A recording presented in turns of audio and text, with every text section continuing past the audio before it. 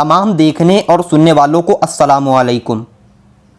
حضرت سیدنا ابو صالح موسیٰ جنگی دوست رحمۃ اللہ تعالی علیہ دریا کے کنارے بیٹھے تھے کہ ایک سیب بہتا ہوا آیا۔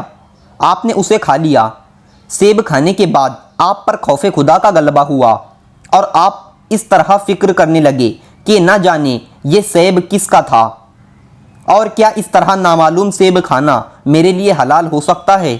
یہ خیال پیدا ہوتے ہی آپ اپنا قصور معاف کروانے کے لیے سیب کے مالک کی تلاش میں دریا کے کنارے چل دیے۔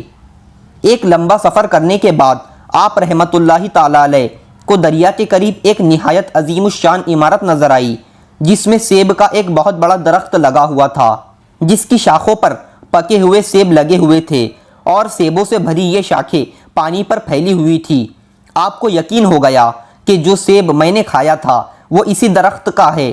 چنانچہ آپ نے لوگوں سے اس درخت کے مالک کے بارے میں پوچھا تو پتہ چلا کہ اس باغ کے مالک تو اپنے زمانے کے مشہور عابد و زاہد حضرت سیدنا عبداللہ صومعی رحمۃ اللہ تعالی علیہ ہے۔ حضرت علامہ شیخ ابو محمد الداربانی رحمۃ اللہ علیہ فرماتے ہیں، حضرت عبداللہ صومعی رحمۃ اللہ علیہ کی دعائیں بہت جلد قبول ہو جاتی تھی۔ آپ کا مقام و مرتبہ بارگاہ الہی میں اتنا بلند و بالا تھا کہ اگر آپ کسی شخص سے ناراض ہو جاتے تو اللہ کریم اس شخص سے بدلہ لیتا، اور جس سے آپ رحمۃ اللہ علیہ خوش ہو جاتے تو اللہ پاک اس کو انعام و اکرام سے نوازتا۔ آپ کا جذبہ جوانی سے زیادہ پرجوش تھا۔ جسمانی کمزوری کے باوجود بھی آپ کثرت سے نوافل ادا فرماتے اور ذکر و اذکار میں مشغول رہتے تھے۔ اللہ پاک کی عطا سے آپ رحمۃ اللہ علیہ نبی کریم صلی اللہ علیہ وسلم کے وسیلے سے اکثر غیب کی خبریں بتا دیا کرتے تھے، اور جیسا آپ رحمۃ اللہ علیہ نے فرمایا ہوتا حقیقت میں بھی ویسا ہی ہو جایا کرتا تھا۔ بلا شبہ یہ آپ رحمۃ اللہ علیہ کی ایک شاندار کرامت تھی۔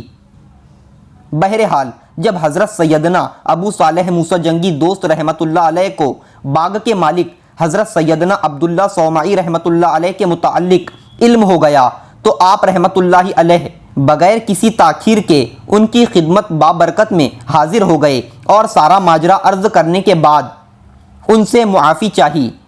حضرت عبداللہ صومعی رحمۃ اللہ علیہ چونکہ ولایت کے اعلیٰ مرتبے پر فائز تھے، لہٰذا آپ بھانپ گئے کہ یہ شخص اللہ کریم کے مقبول بندوں میں سے ایک بندہ ہے، جب ہی تو اپنا قصور معاف کروانے کی خاطر اتنا لمبا سفر کر کے یہاں تک آیا ہے۔ چنانچہ حضرت سیدنا عبداللہ صومعی رحمۃ اللہ علیہ نے آپ کی بات سن کر فرمایا، 12 برس ہماری خدمت میں رہوں گے تب ہی معافی ملیں گی۔ حضرت سیدنا ابو صالح موسیٰ جنگی دوست رحمۃ اللہ علیہ پر جنہوں نے بغیر کسی بحث و تکرار کیے اس شرط کو بخوشی منظور فرما لیا، اگرچہ شرعاً اس طرح قصور معاف کروانا لازم نہ تھا، اور 12 سال تک آپ رحمۃ اللہ علیہ کی صحبت بابرکت میں رہ کر آپ کی خدمت کرتے رہے۔ جب 12 سال پورے ہو گئے تو اگلا امتحان آپ کا استقبال کرنے کے لیے تیار تھا، اور اس دفعہ کا امتحان شاید پچھلے امتحان سے عجیب اور سخت تھا۔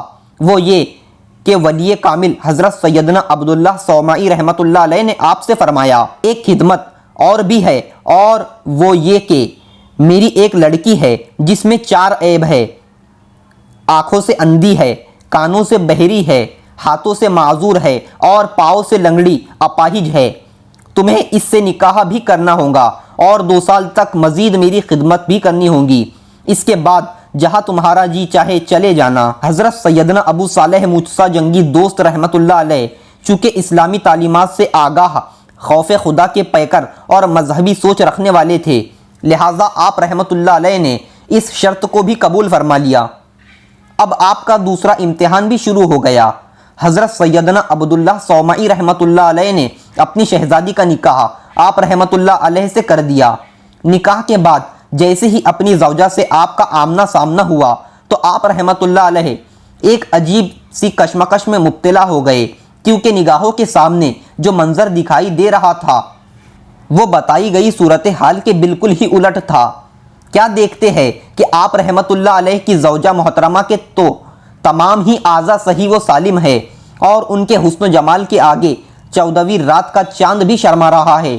یہ منظر دیکھ کر آپ رحمت اللہ تعالیٰ علیہ اپنی نئی نویلی دلہن کے قریب تک نہ گئے بلکہ وہیں سے واپس پلٹ آئے اور حضرت سیدنا عبداللہ صومعی رحمت اللہ علیہ سے ماجرا بیان کیا۔ انہوں نے فرمایا پریشان ہونے کی ضرورت نہیں، تمہاری زوجہ وہی ہے جسے تم ابھی ابھی دیکھ کر آ رہے ہو۔ بات دراصل یہ ہے کہ میں نے اپنی لڑکی کی جو باتیں تم سے بیان کی تھی وہ سب کی سب اس میں موجود ہے۔ وہ آنکھوں سے اندھی ہے، اس سے میری مراد یہ تھی کہ نامحرم کے لیے اس کی آنکھیں اندھی ہے۔ کانوں سے بہری ہے، اس سے میری مراد یہ تھی کہ ناحق بات سننے کے لیے اس کے کان بہرے ہے۔ ہاتھوں سے معذور ہے، اس سے میری مراد یہ تھی کہ غیر مردوں کو چھونے کے لیے اس کے ہاتھ معذور ہے۔ پاؤں سے معذور ہے، اس سے میری مراد یہ تھی کہ اپنے شوہر کے حکم کے خلاف قدم اٹھانے کے لیے اس کے پاؤں لنگڑے ہیں۔ جب آپ نے حضرت سیدنا عبداللہ صومعی رحمت اللہ تعالیٰ علیہ کی زبانی اپنی نئی نویلی دلہن کے متعلق وضاحتیں سنی تو آپ کے دل کو قرار آ گیا، آپ کے دل میں اپنی زوجہ کی اہمیت اجاگر ہو گئی اور اللہ پاک کے فضل و کرم سے آپ کو اپنے زمانے کے زبردست ولی اللہ کی بہت سی اچھی خوبیوں سے آراستہ خوبصورت اور خوبصیرت بیٹی کا شوہر بننے کا شرف نصیب ہوا۔ حضرت غوث الاعظم دستگیر رضی اللہ تعالیٰ عنہ حضرت ابو صالح موسیٰ جنگی دوست رحمت اللہ علیہ کے فرزند ہے۔